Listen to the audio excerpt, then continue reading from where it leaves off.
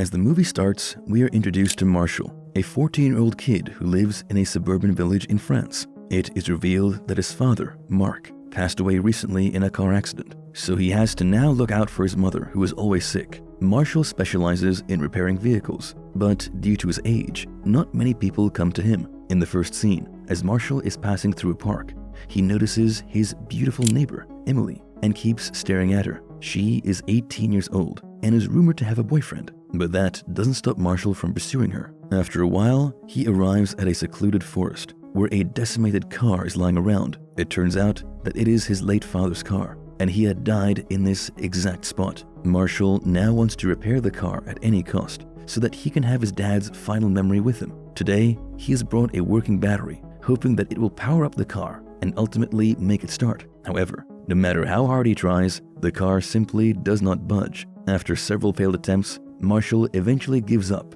and angrily gets out of the car. He then starts talking to his imaginary friend, which is none other than his deceased father, Mark. Apparently, the incident scarred him so much that Marshall sees his father everywhere he goes. A part of him knows that Mark will never return, but the other part makes him hallucinate his dad at times. Marshall angrily shouts that he is doing everything in his might to repair the car. However, it just won't start. He also complains that maybe destiny doesn't want him to reunite with his dad again. Later that night, Marshall arrives home to find his mother already asleep. Even she is having a hard time coping with Mark's loss. Marshall doesn't know how to make the situation better, and right now, his ultimate target is to just bring his dad's car back home. The following morning, as he is strolling near the road, he spots his crush, Emily, dragging her bicycle home. Marshall quickly realizes that its carburetor has broken down, so he decides to repair it. This is the first time he is interacting with his crush, so he feels a bit nervous. But after the introductions, he becomes confident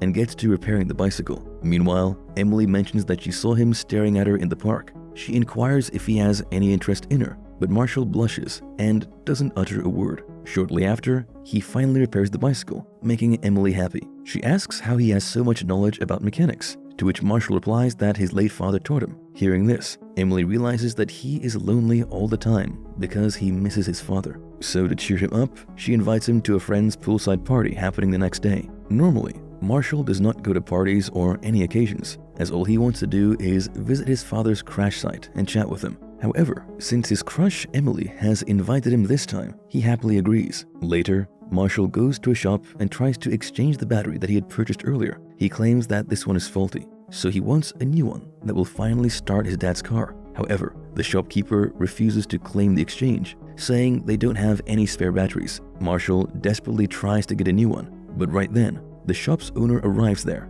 and rudely sends him away. The next day, Marshall once again carries out his same routine. He goes to the crash site and starts repairing the damaged car, but when the clock hits 12, he suddenly realizes that he has a party to attend. Hence, Marshall changes into some new clothes and then proceeds to the party location. Along the way, he meets some of his friends and decides to have a chat. One of them is very supportive of Marshall, as he knows what the poor boy has been through. He encourages Marshall to go after Emily, saying they would make the perfect couple. However, another guy pops up and claims that Emily is his. She cannot choose any other boy as long as he is alive. Hearing this, Marshall becomes upset, but he decides not to speak anything. Later, he arrives at the party and notices several kids having a great time. Some of them are chilling in the pool, some are eating, and some are playing games. However, Marshall is completely lost in his thoughts. He still cannot shake off his deceased father's memory from his mind. Just then, someone pushes Marshall inside the pool,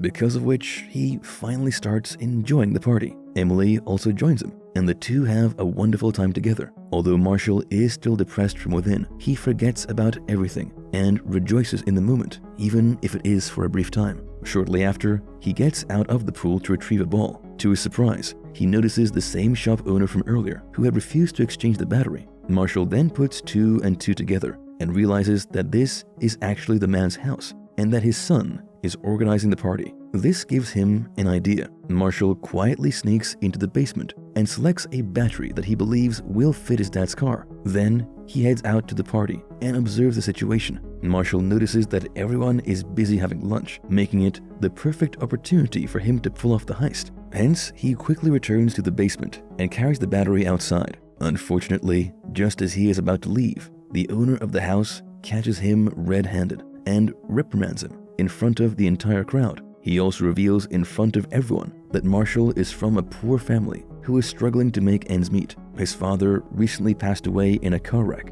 and his mother is always at home, sleeping. Hearing all this, Marshall becomes enraged, but he doesn't react. He is simply worried that Emily will stop talking to him now. Following the incident, he gets on his bicycle and rushes to the crash site, as it is the only place he can find peace and tranquility. Over the past few days, he has sacrificed a lot to start the car's engine, but every single one of his attempts have turned out to be futile. So, this time, he doesn't try to repair the car. He simply grabs an iron rod and starts bashing it. All the frustration and anger that Marshall had been holding inside him boils out at this very moment. He remembers all the instances that he was mocked, and using this as motivation, he strikes the car with more power, eventually destroying it beyond repair. Once he is done, he drops the iron rod and breaks down in tears. In the final scene, Marshall arrives near a road where both the car and his father are miraculously waiting for him. At first, he cannot believe his eyes, but soon he realizes that the sight is nothing more than a mere hallucination.